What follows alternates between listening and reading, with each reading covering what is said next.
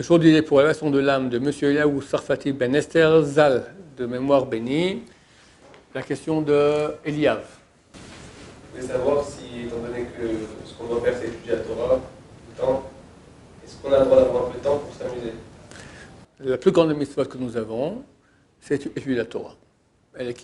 Chaque mot de Torah équivaut aux 613 mitzvot réunis, et c'est le péché le plus grave. Quand quelqu'un peut étudier, qu'il n'étudie pas. Donc, ta question, d'après ce critère, donc, en ce qui concerne les hommes, les femmes n'ont pas ce péché de bitul Torah.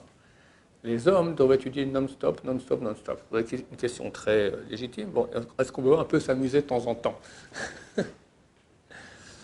Bon, alors il y a un dicton qui dit bitula ou kiyuma.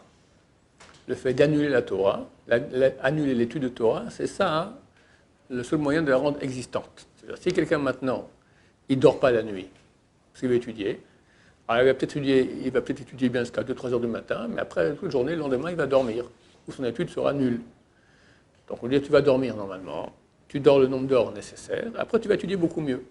Donc la Torah, elle comprend qu'il doit y avoir des moments de down, pour après avoir dans toutes les machines au monde, d'accord. Au Japon, ils ont fait des expériences, ou en Chine, je crois que c'était au Japon, d'accord. Là-bas, il y a des usines, d'accord.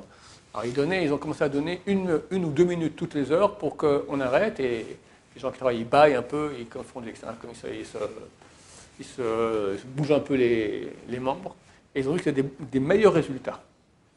C'est-à-dire que c'est clair que les arrêts de repos sont nécessaires pour après reprendre bien. Et dans les shivot, il y a des temps de vacances.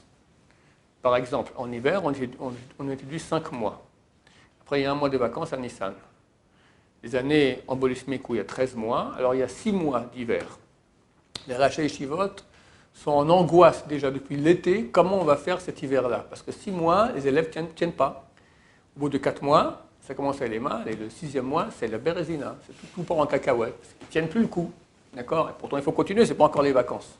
On fait des sorties, on fait des trucs, on fait des machins, on essaye, parce que c'est normal. Au bout d'un moment, il y a une fatigue. Donc si maintenant quelqu'un était habitué à ne pas étudier du tout, puis s'amuse toute la journée, et puis vient à la shiva, puis maintenant il se met dans le nez de la Gemara, et il n'en sort pas, au bout de 3 mois, il pète un câble. Donc il doit s'arrêter, aller s'amuser, et revenir. La question, c'est combien? Et quel jeu? Parce que s'amuser, c'est s'amuser cachère, s'amuser pas cachère. Pas cachère, on n'en parle pas. S'amuser en cachère.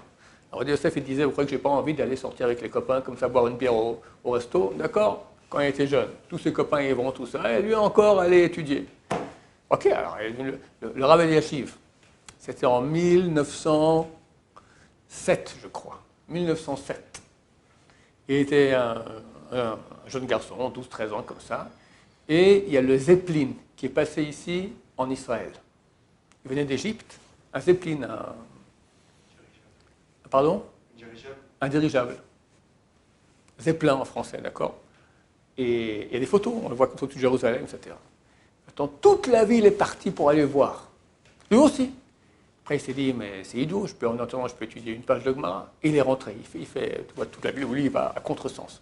Bon, il est devenu le Rav Eliashiv. Il n'a pas eu un effort, il s'est dit, peut-être c'est dommage, j'aurais bien voulu comment c'était, j'aurais bien le voir. C'est certain que oui.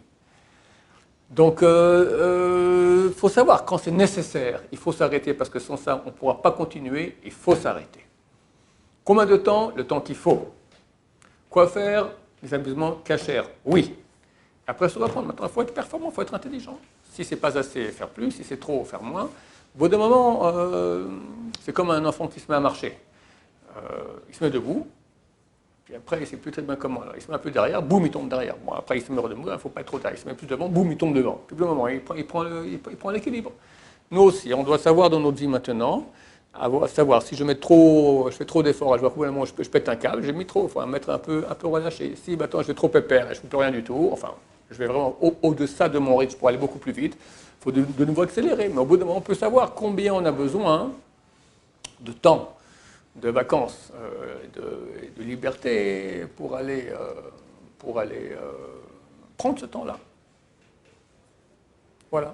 Donc oui, mais le but étant qu'après, ça me permettra de mieux servir Hachem. Alors, dans ce cas-là, dans ces moments, quand on fait maintenant nos actions qui sont non-Torah, dans le but que ça me donnera de la force pour faire après la Torah, ça a une valeur comme si on étudie la Torah. Tu fais une mitzvah en dormant, tu fais une mitzvah en mangeant, tu fais une mitzvah en rigolant, tu fais une mitzvah en sortant, tu fais encore en courant dans la nature. Regardez, moi je crève d'envie d'aller à la mer. D'abord, j'en peux plus d'être enfermé. Deuxièmement, je n'ai pas fait un mikvé depuis 3 mois, parce que j'ai peur du corona, là-bas on peut te tromper dans la mer, tu sors pur. C'est les bonnes raisons. Puis je me dis, non, mais je peux encore quand même aller à la mer, revenir, ça prend 3-4 heures, d'accord. Là, je peux encore étudier. Alors, je tiens encore le coup, mais je ne sais pas encore combien de temps. Puis après, c'est trop tard, parce que pendant les vacances, la mer, c'est impraticable, d'accord. Ça devient...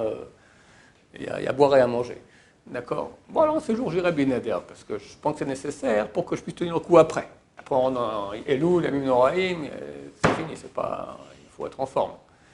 Donc, je prends cet après-midi bien pour aller un jour à la mer, j'imagine. Mais je n'ai pas encore pris.